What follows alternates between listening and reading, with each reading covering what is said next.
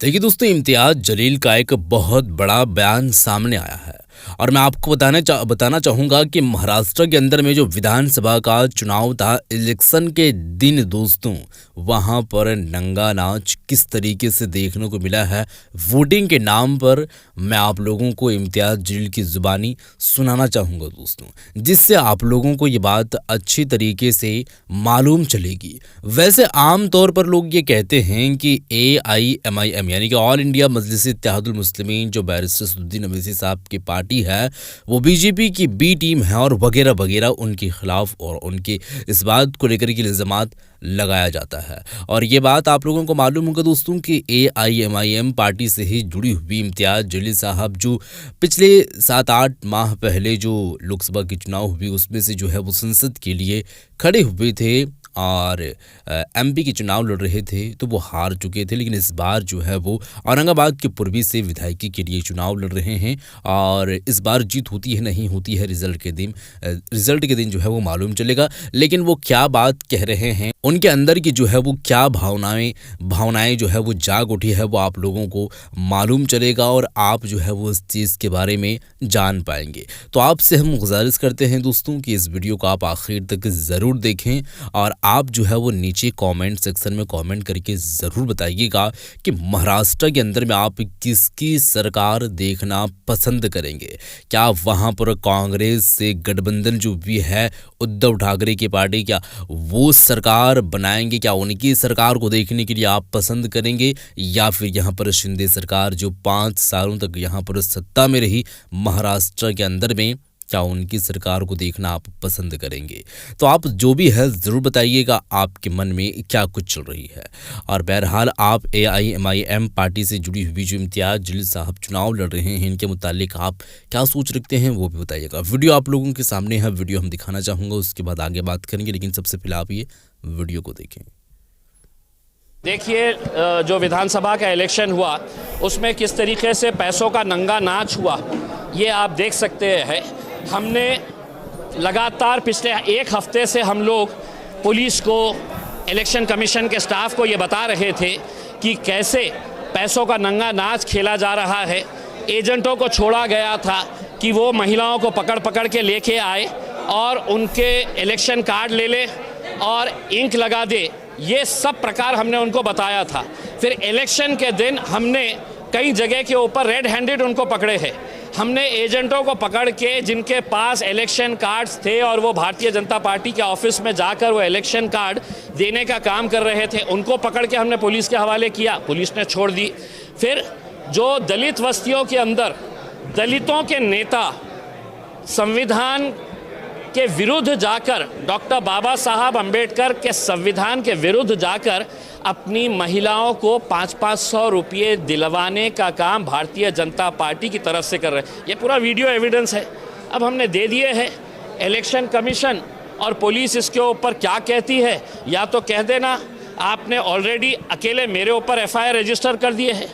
जालिंदर शेंडगे और उसके साथ आए हुए हैं 40-50 गुंडे जिन्होंने बोगस वोटर्स लेके आए थे 5:15 बजे शाम में, तो उनके बारे में क्यों नहीं आप एक्शन ले रहे हैं? आप ये समझ रहे हैं कि इम्तियाज़ जलील के ऊपर FIR कर डालो तो वो डर जाएगा और खामोश बैठेगा? नहीं, मैं तैयार हूँ फेस करने के लिए कोर्ट के अंदर, लेकिन आपको भी छोड़ूंगा नहीं। पुलिस के रोल को भी बताऊंगा कि एक पुलिस स्टेशन के सामने बिल्कुल एग्जैक्टली ये धांधली चल रही थी। इम्तियाज़ जलील को यहाँ पे पता चल सकता है, लेकिन जवाहर नगर पुलिस स्टेशन को अपने सामने क्या हो रहा है ये नहीं पता चला।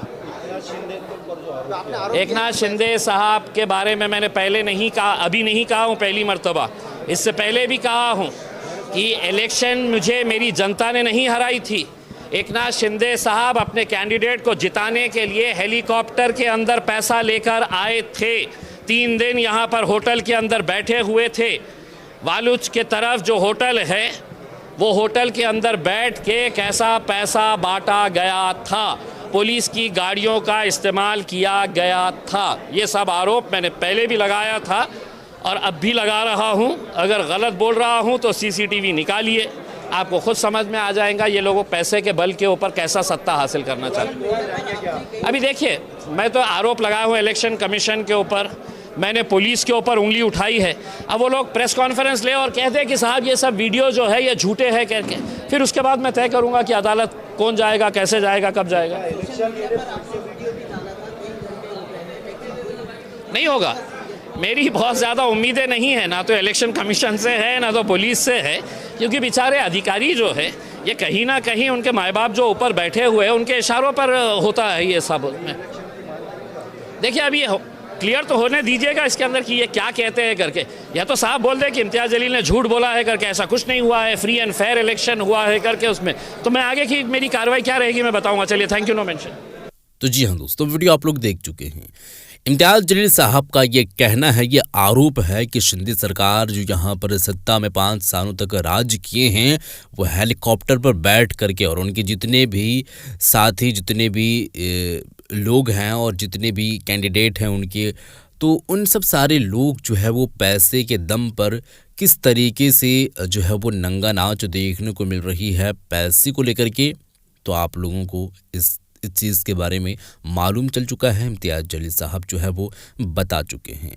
यकीनन दोस्तों, यहाँ पर मैं आपको बताना चाहूँगा कि इस देश के अंदर में यहाँ पर सत्ता हासिल करने के लिए पैसा इस तरीके से बिखेरा जाता है, पैसा ऐसे बांटा जाता है जैसे मानो लग ही नहीं रहा है कि ये पैसा है।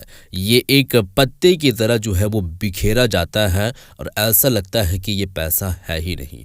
पैसे के बलबूते पर और पैसे को लेकर के और उसी के दम पर जो है वो वोट खरीदना चाहते हैं, उसी के दम पर जो है वो सत्ता हासिल करना चाहते हैं।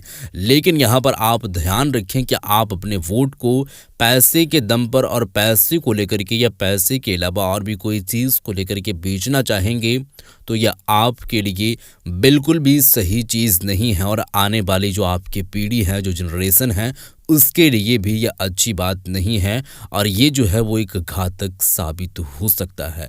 यह आपको ध्यान में रखनी है।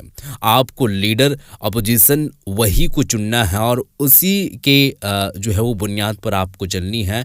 यानी कि सीधे तौर पर हम आपको ये बताना चाहेंगे, आपके जो लीडर है, आपके जो नेता हैं, वो आप अपने मुताबिक जो है वो चुने, और आपको जो भी लग रहा है, आपको लग रहा है कि यह हमारे लिए कुछ जो है वो इम्पैक्ट पैदा कर सकता है, हमारे लिए कुछ ये काम कर सकता है, हमारा जो है वो ये साथ दे सकता है, तो वो पार्टी कौन सी है तो वह आपको खुद डिसाइड करना है, ना कि पैसे के लालच दिए और पैसे के लालच में आकर के आप किन्हीं को वोट दे दें, तो उसका खामियाजा आप ही को भुगतना पड़ेगा और जल्द से ही आपको जो है वो मालूम चलेगा। बहरहाल आप लोगों ने वीडियो देखी, अब इस वीडियो को आप ज़्यादा से ज़्यादा फैलाएं, ज़्यादा से ज़्यादा शेयर करें, और ये जितने भी बातें कहे हैं ये सच है और ये सबूत के साथ में इम्तियाज़ जलील साहब बातें किए हैं। अब देखते हैं कि इलेक्शन कमीशन ऑफ इंडिया को लेकर के ये जो बातें कहे हैं, पुलिस प्रशासन के ऊपर में जो इस तरीके से निशाना साधे हैं, क्या कोई काम कर पाती है, कोई कार्रवाई होती है, तो वो आगे आने वाले दिनों में मालूम चलेगा। लेकिन 23 तारीख को भी आप लोग ध्यान में रखें, रिजल्ट को लेकर के किनके हित में रिजल्ट आने वाला है, किनकी सरकार बनने वाली है। इस वीडियो को शेयर कर दें। मिलते हैं एक और नए वीडियो के साथ, तब तक के लिए खुदा हाफिज़।